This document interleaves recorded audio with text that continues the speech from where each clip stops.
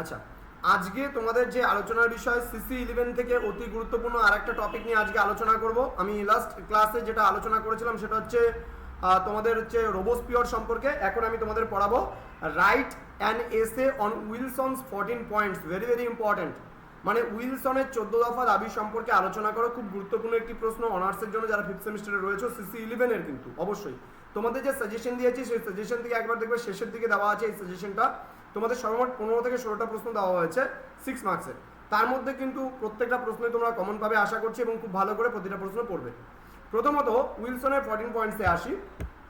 দেখো, প্রথমত যদি বলতে যাই, মার্কিন রাষ্ট্রপতি ছিলেন কিন্তু উড্রো উইলসন এক সময়। হ্যাঁ, তো এই মার্কিন প্রেসিডেন্ট উড্রো উইলসন ছিলেন একজন আদর্শবাদী নেতা। একটা সময় যেন মানুষের কোনো যুদ্ধের প্রয়োজন না হয়, সেই কারণে তিনি যেন মানুষকে শান্তির পথে ফিরিয়ে আনা যায় এবং পৃথিবীতে শান্তি বজায় রাখা যায়, যার জন্য প্রথম বিশ্বযুদ্ধ চলাকালীন সময়ে তিনি যে 14টা পয়েন্টের উপরে বেস করে তার মতামতগুলো প্রদর্শন করেছিলেন, সেটাকে আমরা বলতে পারি উইলসনস 14 পয়েন্টস, মানে উইলসনের 14 দফা দাবি। ক্লিয়ার?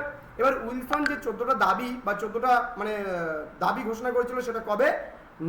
1918-এর 8ই জানুয়ারি, অর্থাৎ 1918 খ্রিস্টাব্দের 8ই জানুয়ারি তিনি কিন্তু এই ঘোষণা করেছিলেন, মনে থাকবে। এবার উইলসনের এই 14টা শর্ত কি ছিল? প্রথমত বলছে আন্তর্জাতিক সম্পর্ক স্থাপনে গোপন কূটনীতি পরিহার করতে হবে এবং খোলাখুলি আলাপ আলোচনা করতে হবে। দেখো, উইলসনের 14 পয়েন্টস যেটা রয়েছে সেটা 14টা পয়েন্টই লিখতে হবে, কিন্তু এমন না যে 14টা পয়েন্ট হুবহু লিখতে হবে, এমন কোনো কথা নেই। তুমি মূল বিষয়বস্তু ঠিক রেখে তুমি বানিয়েও লিখতে পারো। প্রথম পয়েন্ট আমি বললাম, আন্তর্জাতিক যে কোনো সম্পর্ক স্থাপন যদি কারোর সঙ্গে করতে হয় তাহলে সেটা যেন প্রত্যেকটা দেশকে জানিয়ে করা হয়, যেন খোলাখুলি আলোচনা হয়, গোপনীয়ভাবে বা কূটনীতি অবলম্বন করে যেন সেটা না হয়। এটা বলেছিল উইলসন তার 14 পয়েন্টসের ফার্স্ট পয়েন্ট। অর্থাৎ পৃথিবীতে বেশিরভাগ যে যুদ্ধগুলো বা বেশিরভাগ যে লড়াইগুলো তৈরি হয় বা সৃষ্টি হয় সেগুলো কিন্তু এই কূটনীতির জন্যই বেশি সৃষ্টি হয়। অর্থাৎ সাপোজ মনে করো দেখা গেল আমরা 3 ফ্রেন্ড আছি, 3 ফ্রেন্ডের মধ্যে ABC 3জন ফ্রেন্ড আছি। এবার দেখা গেলো A আর B ফ্রেন্ড একটা প্ল্যান করেছে, C ফ্রেন্ডকে জানায়নি। A আর B ফ্রেন্ড মিলে কোথাও ঘুরতে চলে গেছে, C ফ্রেন্ডকে বলেওনি। তাহলে কী হবে? স্বাভাবিকভাবে C ফ্রেন্ড রাগ করবে। তাহলে একইভাবে যে উইলসন তার 14 পয়েন্টসের প্রথম পয়েন্টস যেটা বলছিল বিশ্বের প্রতিটা দেশকে কোনো গোপনীয়ভাবে কোনো চুক্তি করা যাবে না, যে কোনো চুক্তি হবে সেটা খোলাখুলিভাবে সবাইকে জানিয়ে, এটা তার 1 নম্বর পয়েন্ট ছিল। 2 নম্বর পয়েন্ট যেটা বলেছে, প্রত্যেক দেশের নিজস্ব উপকূল সংলগ্ন যে এলাকা রয়েছে সেই উপকূল সংলগ্ন এলাকা ছাড়া বাদবাকি যা সমুদ্রটা রয়েছে সেটা যুদ্ধের জন্য এবং শান্তির জন্য সবসময় সমানভাবে উন্মুক্ত থাকবে। এবার সাপোজ মনে করো আমাদের ভারতের একদম শেষ সীমানায় রয়েছে ভারত মহাসাগর, বা আমরা যদি ভারতের সঙ্গে জড়িয়ে থাকা, যদি আমি বলি যে আরবিয়ান সি এর কথা বলতে চাই, আমি বে অফ বেঙ্গলের কথা বলতে পারি, আমি ইন্ডিয়ান ওশানের কথা বলতে পারি। তাহলে এই যে সমুদ্রগুলো আছে, এবার যদি বলি এটা আমার সমুদ্র, আমাদের সমুদ্র, তাহলে কিন্তু হবে না। এটা কি বলছে, উপকূল সংলগ্ন যে এরিয়াটা রয়েছে সেটা নিজের জায়গায় বা নিজের কাজে লাগানো যেতে পারে, বাট মূল সমুদ্র যেটা রয়েছে, মাঝ সমুদ্র যেটা রয়েছে, সেটা কিন্তু আন্তর্জাতিকভাবে প্রত্যেকের জন্য খোলাখুলি রাখতে হবে। এটা উইলসন তার 2 নম্বর পয়েন্টে বলেছিল। 3 নম্বর পয়েন্টে বলেছে বাণিজ্য শুল্ক তুলে দিয়ে আন্তর্জাতিক বাণিজ্যের পথ প্রস্তুত করতে হবে। অর্থাৎ ইন্টারন্যাশনাল যে তোমার হচ্ছে মানে ট্যাক্সগুলো যে রয়েছে, মনে করো এক দেশ থেকে আমাদের দেশে কোনো কিছু আসলে পরে আমরা একটা অতিরিক্ত কর আরোপ করে দিই ওই জিনিসটার উপরে বা প্রোডাক্টের উপরে, তাহলে কিন্তু বিজনেসটা খুব একটা বেশি ভালো হবে না। তাহলে যদি এখানে ট্যাক্সের পরিমাণটা কমিয়ে দেই বা এই শুল্কগুলো যদি তুলে দেই, তাহলে কিন্তু অটোমেটিক্যালি বিজনেসটা ভালো হবে। তাহলে এটা গেল 3 নম্বর পয়েন্ট। 4 নম্বর পয়েন্ট যেটা বলছে, প্রত্যেক দেশই অভ্যন্তরীণ নিরাপত্তার জন্য আবশ্যক অস্ত্র ছাড়া অন্যান্য অস্ত্র এবং যুদ্ধের সরঞ্জাম হ্রাস করতে হবে।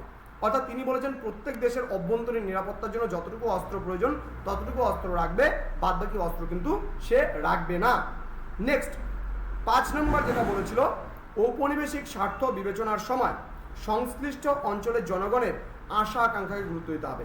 অর্থাৎ কি বলছে, ঔপনিবেশিক মানে উপনিবেশগুলির স্বার্থ বিবেচনার সময়, স্বার্থ বলতে গেলে বিভিন্ন দেখবা যে সেই সময় বিভিন্ন ইউরোপিয়ান কান্ট্রিগুলো বিভিন্ন উপনিবেশ স্থাপন করেছিল বিভিন্ন জায়গায়, তাহলে তাদের স্বার্থটাও দেখতে হবে। তারা কোথায় ব্যবসা বাণিজ্য স্টাবলিশ করেছে, তাহলে কোথা থেকে তারা কি করে মানে কাজগুলো করবে, কি করে পরিচালনা করবে না করবে, এই সমস্ত জিনিসগুলো দেখতে হবে। এবং তাদের যে একটা আশা আকাঙ্ক্ষা রয়েছে সেই আশা আকাঙ্ক্ষাকেও কিন্তু গুরুত্ব দিতে হবে, তাদেরকে একেবারে ভাগিয়ে দিলে চলবে না। তারপরে বলছে 6 নম্বর পয়েন্টে তিনি বলেছেন যে রাশিয়ার যে ঋত সাম্রাজ্য যে রয়েছে সেটা রাশিয়াকে ফিরিয়ে দিতে হবে এবং তাকে স্বাধীনভাবে জাতীয় নীতি অনুসরণের একটা সুযোগ দিতে হবে। অর্থাৎ রাশিয়ার যে সাম্রাজ্যগুলো যে দখল করেছিল তাকে সেটা ফিরিয়ে দিতে হবে এবং তাকে স্বাধীনভাবে সে যেন নিজস্ব জাতীয় নীতি নির্ধারণ করতে পারে তার জন্য কিন্তু তাকে সুযোগ করে দিতে হবে। 7 নম্বর পয়েন্ট যেটা বলেছে, বেলজিয়াম থেকে বিদেশি সেনা কিন্তু অপসারণ করে নিতে হবে এবং বেলজিয়ামকে স্বাধীন রাজ্য হিসেবে পুনঃপ্রতিষ্ঠিত বা পুনঃস্থাপন করতে হবে। নেক্সট 8 নম্বর বলেছে, আলসাস লোরেন বলে যে জায়গাটা আছে, ফ্রান্সের যে জায়গাটা দখল করে নেওয়া হয়েছিল প্রথম বিশ্বযুদ্ধের মানে চলাকালীন সময়, সেই জায়গাটা তাকে ফিরিয়ে দিতে হবে। মানে ফ্রান্সের জায়গা ফ্রান্সকে ফিরিয়ে দাও, বেলজিয়ামের জায়গা বেলজিয়ামকে ফিরিয়ে দাও, রাশিয়ার যে জায়গাটা দখল করা হয়েছে সেটা রাশিয়াকে ফিরিয়ে দাও, এই সমস্ত কথাগুলো বলা হয়েছিল।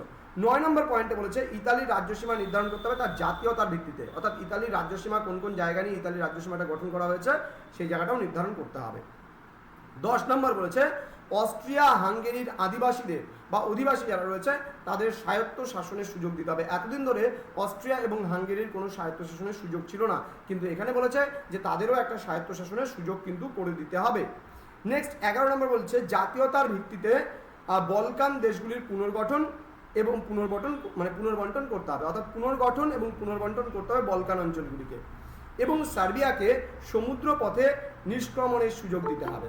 এটা 11 নম্বরে বলা হয়েছিল। এবং 12 নম্বরে বলা হয়েছে দার্দানলিস প্রণালীকে আন্তর্জাতিকভাবে নিরপেক্ষ বলে ঘোষণা করতে হবে। আবারও বলছি, দার্দানলিস প্রণালীকে আন্তর্জাতিকভাবে কি বলছে, নিরপেক্ষ বলে ঘোষণা করতে হবে। ক্লিয়ার? নেক্সট বলেছে তোমার হচ্ছে, তুরস্কর অমুসলমান যারা প্রজা রয়েছে তাদের স্বায়ত্তশাসনের সুযোগ দিতে হবে। এবং 13 নম্বর এবং 14 নম্বর দুটো বলছে। 13 নম্বরে বলেছে, স্বাধীন পোল্যান্ড গঠন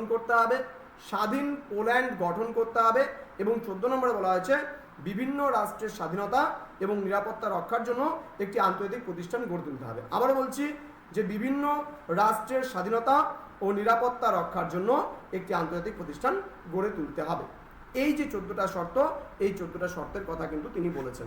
এবার একটা জিনিস বলে রাখি, এই উইলসনসের 14 পয়েন্টসে কিন্তু তোমাকে 14টা পয়েন্ট একটু ভালোভাবে পড়তে হবে। একটু যেমন ইতিহাসে আমি বললাম যে কিছু কিছু জিনিস অন্ততপক্ষে তোমাদের মুখস্থ করার প্রয়োজন রয়েছে বা মুখস্থ করতে হবে, সেরকম একটা জিনিস হচ্ছে এই উইলসনের 14 পয়েন্টস। কিছু কিছু পয়েন্টস তুলে নেবে যে এই পয়েন্টসগুলো আমি তুলে নিলে খুব ইজিলিভাবে এটাকে আমার করে নিতে পারবো বা এটাকে আমি বলতে পারবো।